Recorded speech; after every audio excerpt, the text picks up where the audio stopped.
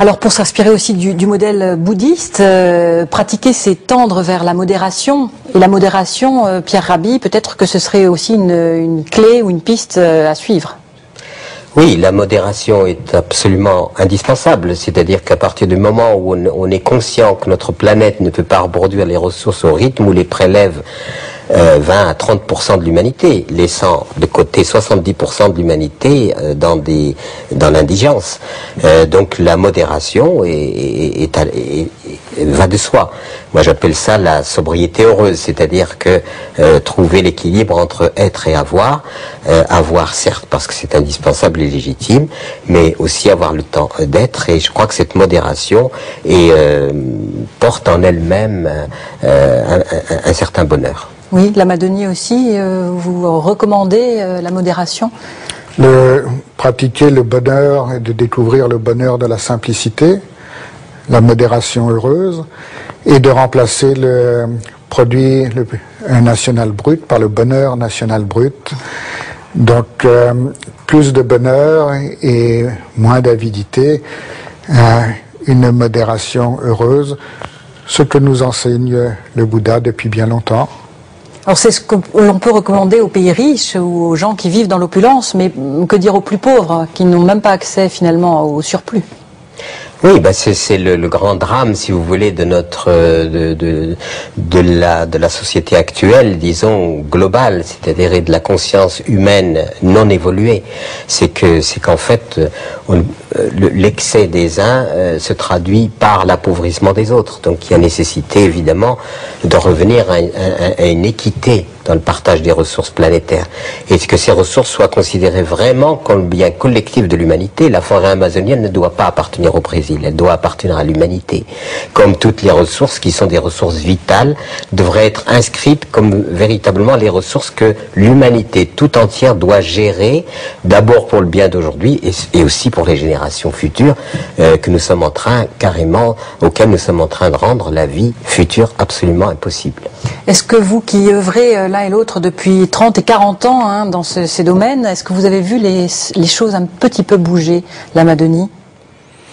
La sensibilité par rapport au désastre, oui.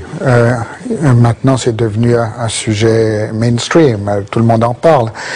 Mais l'action concrète pour un changement véritable, il y a encore vraiment beaucoup à faire, et je pense qu'il est vraiment nécessaire de se mobiliser, car nous sommes dans une course contre la montre et il y a vraiment urgence. Et vous, Pierre Rabhi, est-ce que vous avez le sentiment d'être moins seul dans votre action? Comme ça fait plus de 45 ans que je suis impliqué, j'ai le sentiment que ça ne va pas assez vite et que les évolutions négatives vont par contre très vite. Alors il y a le meilleur et le pire, mais le problème aujourd'hui c'est est-ce que la fracture, si elle doit se produire, ne sera pas irréversible? Voilà, et c'est pour ça que le temps nous est compté. On ne peut plus continuer à tergiverser, à faire des petites réparations, des petits trucs Grenelle, etc. Aujourd'hui, c'est complètement dépassé. La question est tellement fondamentale que l'écologie doit être posée comme vraiment est-ce que nous voulons vivre ou nous voulons périr.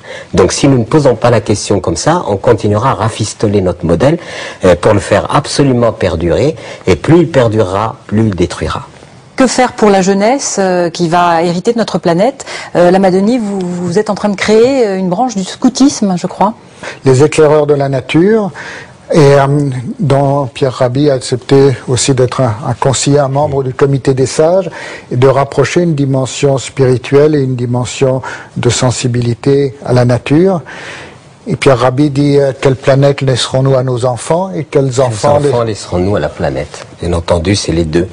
Voilà. Et pour ce qui nous concerne, donc nous sommes en train de mettre en place un mouvement international pour la Terre et l'humanisme, parce que l'écologie ne doit pas simplement rester dans le monde des phénomènes. Et les jeunes aujourd'hui sont en attente de enthousiasme, c'est-à-dire le divin en soi, quelque chose qui crée à partir de l'intérieur. Et je pense que là, ils sont sensibles à cela, mais pas simplement à une écologie qui serait une écologie des phénomènes. Il n'y a pas d'écologie externe sans écologie intérieure. Ce sera le mot de la fin. Merci Lama Denis, merci Pierre Rabhi d'avoir participé à cette émission. Pour la prolonger, voici quelques indications de lecture. Conscience et environnement de notre invité Pierre Rabhi aux éditions du Relier.